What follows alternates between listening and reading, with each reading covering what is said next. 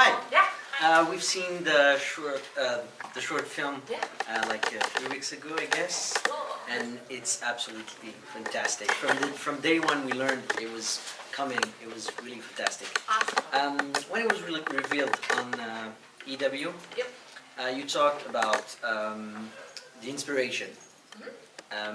So could you tell us a little bit more about that, about your family, about your mother, and how you really put your soul into that? I put my soul into that dumpling. So it's kind of like the article says. Bao was mostly inspired by my own life. Like growing up, I was that overprotected little dumpling.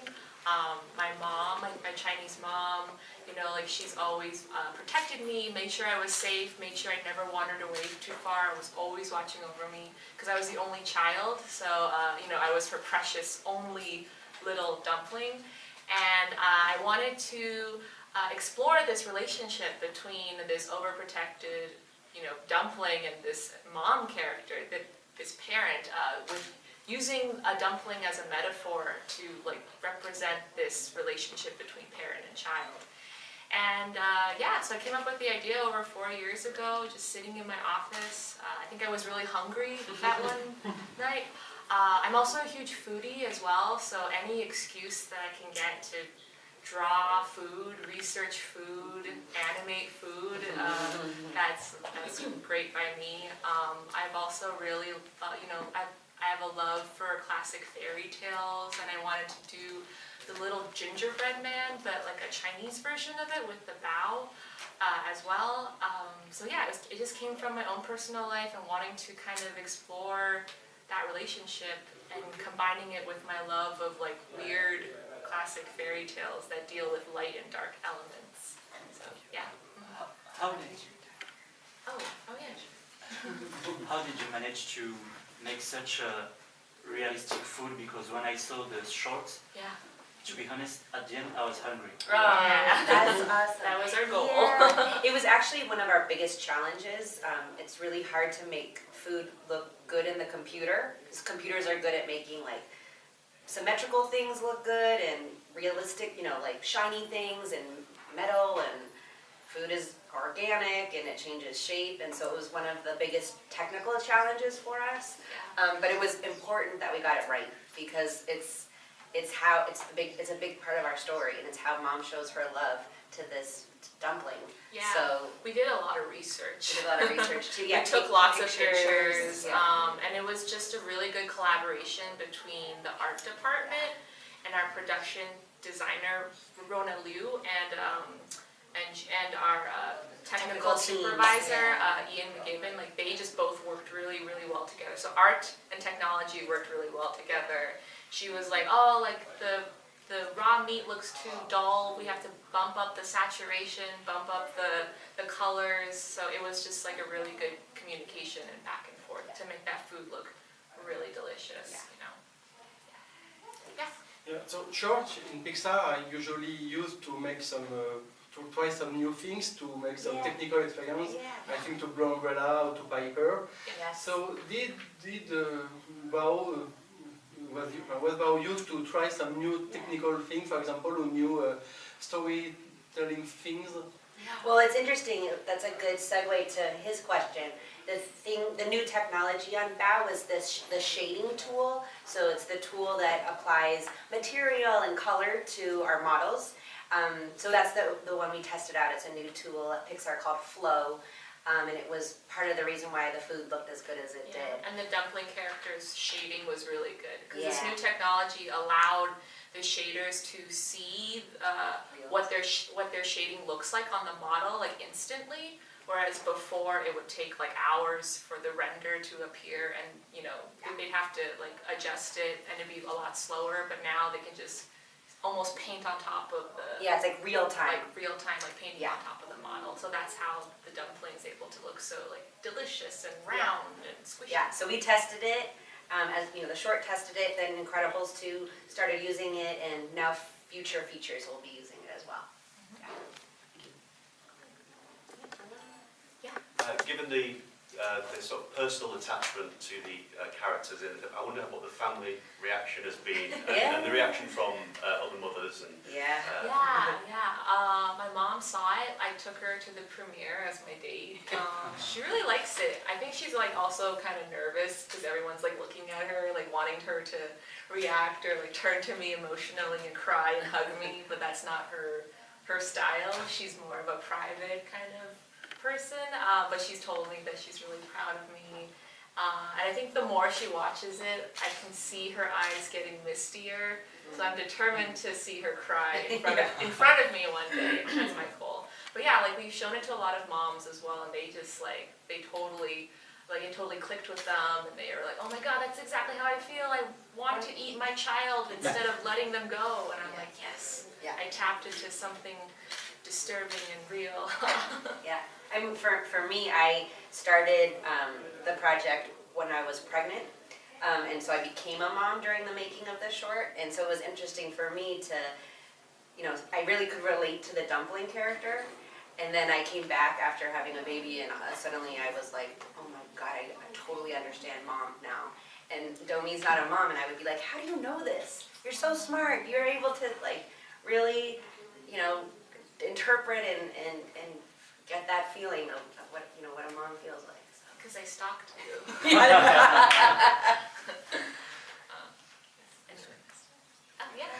Do you feel that your short film will have some changes on behavior in China probably, or in other countries?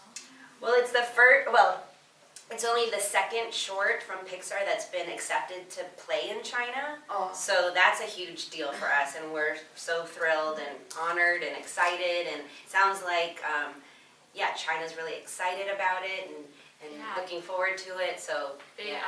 A lot of interviewers from China have been asking me about, they're really interested in the story of this only dumpling child, and dealing with,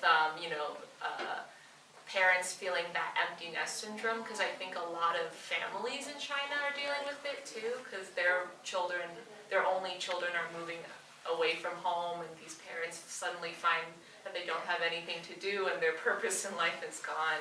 So I think this short will resonate a lot with the people in China. Excuse me, could you remind me which was the first short? So the first short was One Man Band, which is that's actually the first short that I worked on when I started at Pixar. So it's this fun thing that I went on to work on features, and then I just returned to work on Bao. So the two shorts that I worked on are accepted in China. Have nothing to do with me. So both of you, now that the short is done, are you already working on the next project? Yeah. Oh yes, I'm happy to say I am currently in early development at Pixar on my own feature film. Congrats. It's scary and really exciting to be tackling the feature film 90-minute long format, but I'm excited to try more interesting stories and things. Yeah, Original subject? Original subject. It's really exciting, actually. The next several films coming out of Pixar after Toy Story 4, it's quite a few original features are coming out. So to answer your question, I'm the associate producer on Dan Scanlon's next feature. He was the director for Monsters University. He's working on an original film that's slated to come out in 2020. So that's what I'm working on now. Anyway, Yes. this one. Yes. So we will see you again. Oh yes. Yeah. Hopefully, yes. Oh, Domee's doesn't have a release I date don't yet. know release date. Yeah. It's so early on, Yeah. but Yeah. hopefully not too long. Yeah. In the 20s, so Will there be any food in it? Oh, good question. Yes. I will make it so. Yeah. About food again, your Instagram as a foodie is very interesting. Oh, I thank love you. your critics of other movie you do with food. Oh yeah. That's very funny. Thank you. Did you have references of food movies, of movies about food you present to your team? Oh, Work on yes. that? Oh, yes. Yes. For sure. The one film by Ang Lee, Eat, Drink, Man, Woman, was a huge influence for us. It's a story, if you guys don't know about, it's this old Taiwanese father. He used to be a chef, and he's like dealing with his 3 adult daughters who are all growing up and, you know, falling in love and moving away from home. But the opening sequence of that movie is this father making a huge meal for his family, and we took inspiration from that a lot. And Ang Lee is one of my favorite filmmakers, and I just love his sensitivity and his like ability to just get so much emotion out of his characters in his movies. Yeah. I mean, we also looked at Miyazaki. Like you would reference like. You should explain. Oh yeah, and then of course Hayao Miyazaki films, like their food shots are just amazing. We really wanted to like at least come a little bit close to how he depicts the process of eating and cooking food so lovingly, like, you know, in Spirited Away, or even Howl's Moving Castle when that boy Markle is eating the breakfast. Like, we looked at all of the best Miyazaki food shots and we used that as reference for the film.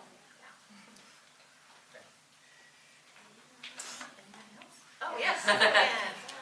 So during production, what was the hardest part to work on the project? Was it storyboarding, like putting some ideas aside, or the animation, or anything else? Which was the hardest? Yeah, well for me the hardest was definitely the story. Like, so I storyboarded most of it myself, and I kind of wrote the story like over the course of 2 years.